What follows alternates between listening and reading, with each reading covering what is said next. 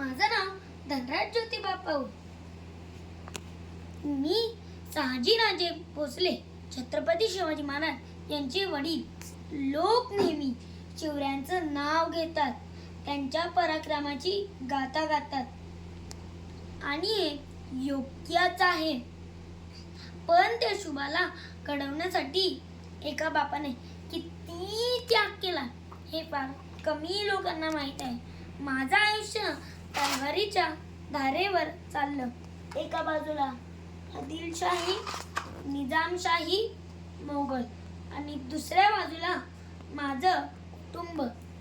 मला माझ्या पत्नी राजमाता जिजाबाई आणि माझ्या शुभाला सोडून दूर राहावं लागेल. कर्नाटकात राहून मी युद्ध लढत होतो, कारण मला माहित होतं आज मी दूर राहिलो तर उद्या माझा शुभा स्वराज्य उभं करेल. एका बापाला आपल्या लेकराला वाढवताना पाहायचं असतं, त्याच्या खेळण्यात, त्याच्या बालपणात सहभागी व्हायचं असतं. पण मला ते सुख मिळालंच नाही.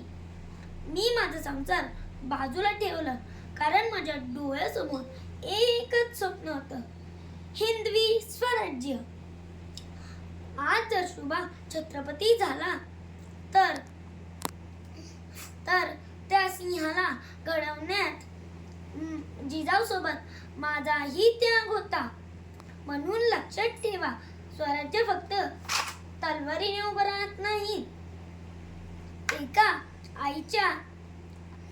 आईच्या संस्कारांनी आणि वडिलांच्या सहभागीने उभं राहतं. जय जिजाऊ, जय शिवराय.